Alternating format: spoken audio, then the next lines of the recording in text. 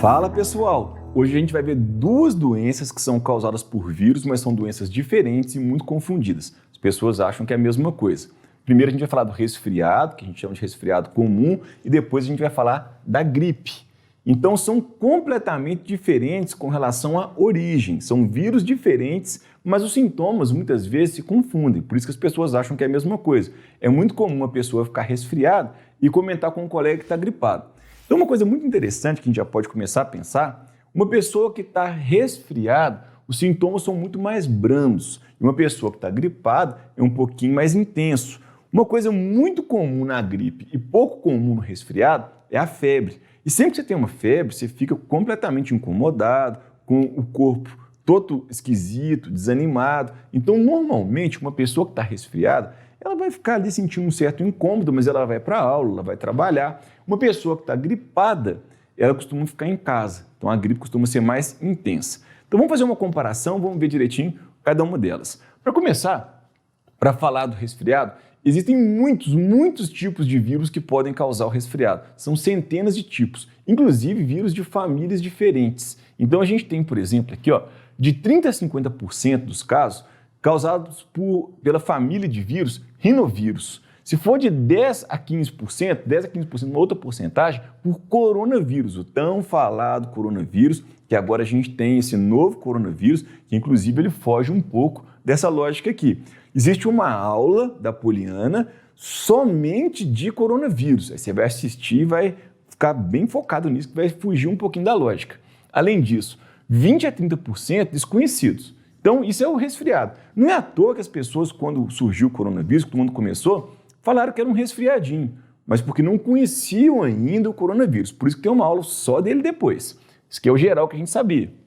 Uma coisa interessante é como que ocorre a infecção. Acho que vocês estão assim, cansados de saber, a gente fala muito sobre isso agora. A gente sabe que a mão pode ser contaminada e depois essa mão contaminada, ela pode ser levada ao nariz, ela pode ser levada à boca, ela pode ser levada ao olho. Quando chega no olho, é porque existe uma comunicação do olho com o nariz. Vocês sabiam disso? Que o olho comunica com o nariz? Você quer ver como é que você vai lembrar de alguma coisa? Algum dia você já pingou algum colírio no seu olho e sentiu um gosto ruim na boca?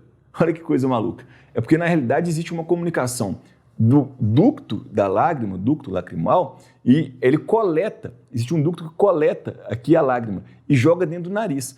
Não é à toa que quando você começa a chorar, Aí não sei se você já reparou isso, daí a pouco o nariz está escorrendo. Está escorrendo o quê? Lágrima. É porque aquela lágrima ela vai para o nariz. Então, se por acaso você colocar o vírus no seu olho, ele pode ir pelo ducto lacrimal e pode cair no seu nariz. Por isso que a gente vai chegar no nariz aqui, e ele gosta muito do nariz. Gosta muito da região que a gente fala que é o trato respiratório superior inteiro. Porque a multiplicação dele acontece 1 grau abaixo do nosso corpo. Então, nossa temperatura corporal, 36,5, 37, ele gosta de 35,5, mais ou menos 36. Daí ele multiplica muito nessa temperatura. É a temperatura que ele encontra no trato, que é o trato respiratório superior. Uma coisa muito importante sobre também a infecção, além de ser contato das mãos contaminadas, nariz, boca, olho, também existe nas gotículas do ar. Quando esse vírus ele fica suspenso nas gotículas do ar, você pode entrar em contato com ele, respirar, por isso que uma profilaxia é usar a máscara, isso ajuda, mas principalmente a máscara ajuda a uma pessoa, por exemplo, que está com o vírus, não propagar esse vírus para o ar. Isso que é importante. Por isso que usar a máscara vai ser muito importante nos casos agora do coronavírus, a gente está falando muito sobre isso. Então, uma coisa legal que a gente tem que sacar aqui é que o vírus fica na gotícula do ar. Aí tem uma relação com verão aqui para nós e inverno, por exemplo. Por que no inverno é mais comum as pessoas ficarem resfriadas do que no verão? Quando a gente pensa nas gotículas do ar, no verão a umidade é maior, as gotículas são maiores e a densidade delas é maior. Então o vírus fica na gotícula que vai para o chão. Isso vai ser, até de certa forma, rápido. Agora, quando eu penso, por exemplo, no inverno, gotículas menores, o vírus ele fica mais tempo suspenso. E se ele fica mais tempo suspenso, o que vai acontecer? Qual que é a consequência? Tem mais chance de você chegar e respirar esse ar com essas gotículas. Por isso que a gente fala para evitar as aglomerações. Porque numa aglomeração, muitas pessoas, provavelmente alguma está resfriada. E essa pessoa resfriada, ela espirra, ela tosse e joga essas gotículas para o ar aí e o vírus fica nas gotículas do ar. Então é muito importante a gente ficar atento com relação a isso. Os sintomas são bem mais brandos, normalmente podendo haver complicações, que é o que acontece, por exemplo, com esse novo coronavírus. Muitas complicações a gente tem visto por aí. Aí fica muito grave, muitas pessoas estão morrendo, uma pandemia seríssima. Mas normalmente é o quê? Espirro, o nariz fica escorrendo, fica entupido, então normalmente tem febre. Então é uma coisa que você estava acostumado a lidar, você ficava resfriado provavelmente quase todos os anos, pelo menos um resfriado você tinha. Então é uma coisa interessante a gente poder ver. Uma coisa legal, você fica doente 7 dias e depois de 7 dias você está bem. Por que espalha muito? Espalha muito porque a pessoa que está doente, ela não fica tão debilitada ao ponto dela ficar numa cama.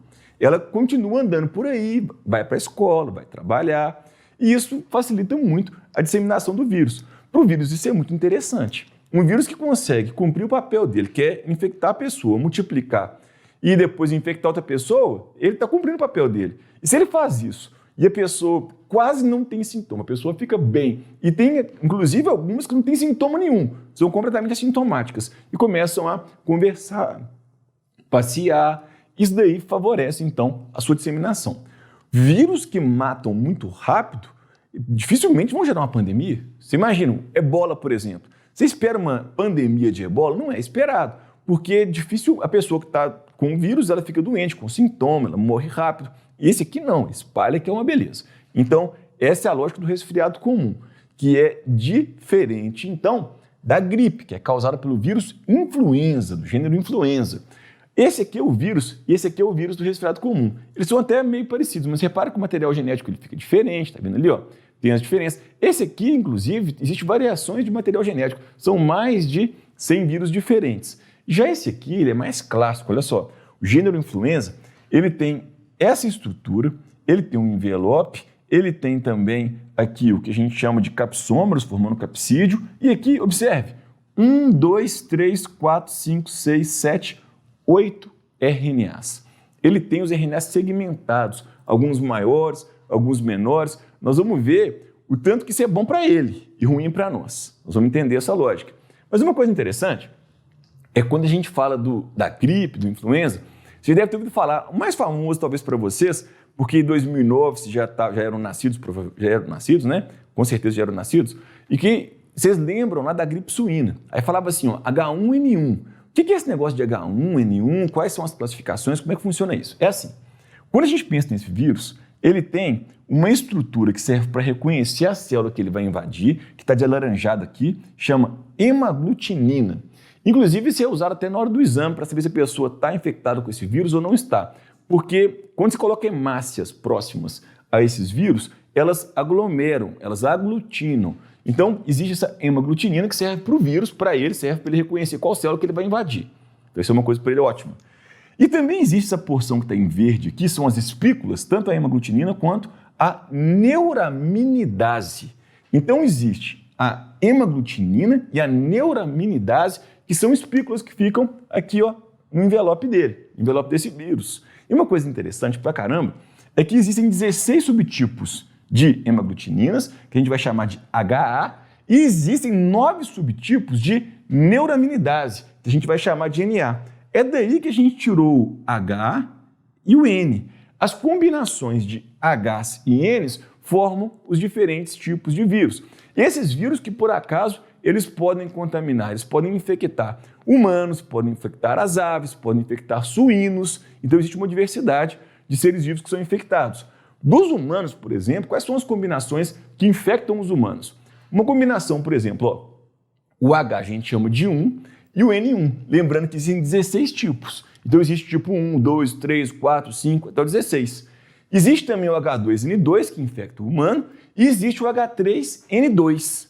A gente já passou por momentos aqui que a gente sofreu com esse vírus. Esse vírus é um vírus que tem uma grande capacidade também de gerar pandemia, porque ele também gera os sintomas, que são sintomas mais brandos, podendo ter complicações também, mas quem tem um sintoma brando anda por aí, espalha o vírus para os outros. Então a gente já teve pandemias com os influenza, que geram gripe. Inclusive a última que a gente teve foi 2009 da gripe suína. A gente já vai entender como é que funciona isso.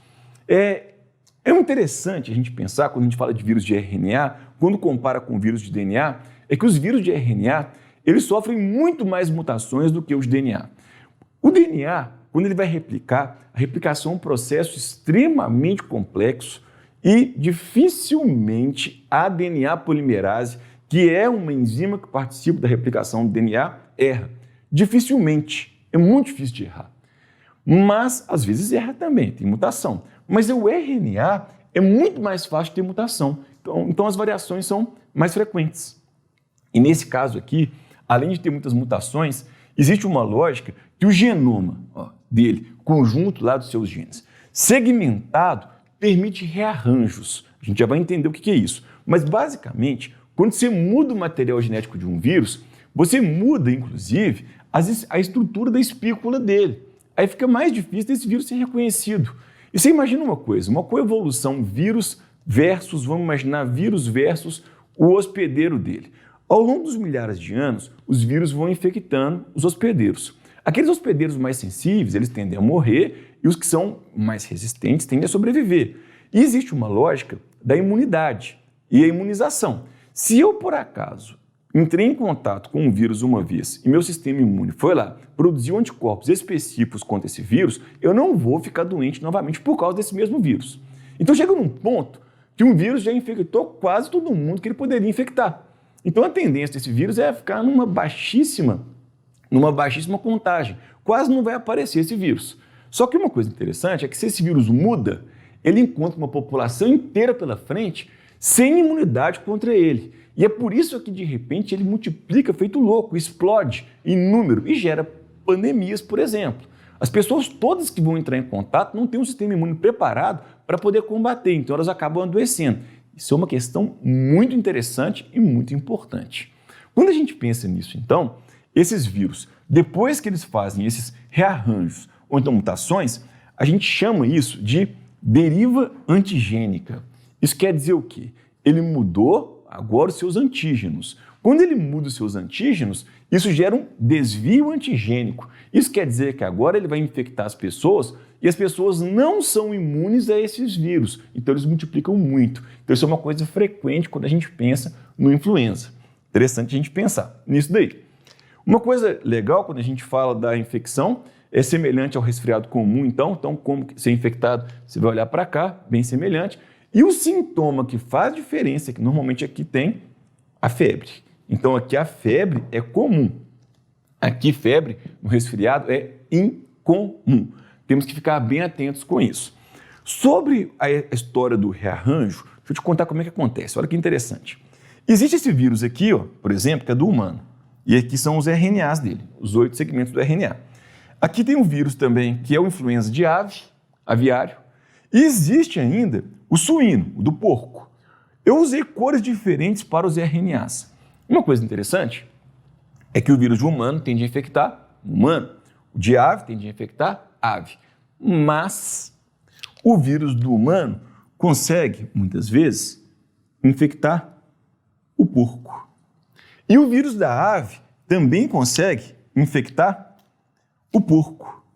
Então, normalmente, o porco é o local do rearranjo, é o local dessa recombinação desses segmentos. E quando acontece essa recombinação, aparece um vírus novo e ele consegue infectar muitas pessoas. Olha que coisa maluca. Então, olha, humano, ave, porco. O vírus do humano infectou o porco, o da ave infectou o porco. Aí tem um rearranjo triplo. Foi o caso do H1N1 de 2009. E também aconteceu isso em 1918, onde a gente teve a primeira pandemia que a gente tem registrado, que a gente lembra que tem a ver com esse tipo de vírus aqui. A gente teve uma pandemia em 1918, a gente teve uma em 1957, a de 1918 foi do chamado H1N1, em 1957 H2N2, esse aqui, depois a gente teve também em 1968 H3N2 e 2009 H1N1 novamente. Então a gente já teve essas várias pandemias. E olha o que vai acontecer então. Esse rearranjo, ele vai gerar vírus que tem, por acaso, material genético do porco, que era do vírus do porco, não é do porco, do vírus do porco. Além disso, vai existir material genético do vírus, que é o vírus da ave, E também vai existir material genético do vírus do humano. 2, 4, 5, 6, 7, 8. Então a gente observa agora que tem um novo vírus. Tanto o H1N1 de 1918 quanto o H1N1 de 2009 foi isso que aconteceu. Só que a gente tem que entender que o rearranjo foi um pouco diferente. Em 1918, esse vírus ele era extremamente agressivo, matou muito mais do que em 2009. Por isso que em 2009 a gente ficou tão preocupado, desesperado. Mas ainda bem que o vírus de 2009 matava bem menos. Mas é assim que os novos vírus são originados. E esse é o vírus que causa a gripe. Então, eu acho que fica bem tranquilo a gente comparar esses dois vírus. Eles têm histórias diferentes, são vírus diferentes e que têm alguns sintomas que são parecidos e popularmente a gente confunde muito. Mas a diferença do resfriado comum para a gripe está aqui no quadro. Então, agora é estudar muito e gravar tudo. Uma coisa importante para a gente poder fechar é que existe vacina. Para poder fazer a vacina, eles pegam centros assim, onde tem muito vírus, uns 100 centros do mundo, assim, e coletam os vírus que estão ali. E pegam os principais. Todo ano eles geram uma nova vacina, por causa dessas possíveis mutações que acontecem o tempo inteiro. Todo ano tem que ter uma nova vacina, geralmente eles fazem em fevereiro. Essa vacina, você deve reparar que mais ou menos fevereiro, março, fica disponível. E se você for numa farmácia tomar essa vacina particular, você vai ver que nesse momento vai ser cara. Aí quando chega, por exemplo, dezembro, tá barato já vai tomar essa vacina. Mas é claro, porque já vai ter que fazer uma nova vacina, por causa desses rearranjos que são muitos e as mutações que são muitas. Tem que fazer vacina todo ano para esse influenza aí. Provavelmente para o coronavírus, que é desse resfriado, agora que está incomodando muito a gente, provavelmente todo ano vai ter que ter uma vacina também. Beleza? Tamo junto, beijo, valeu!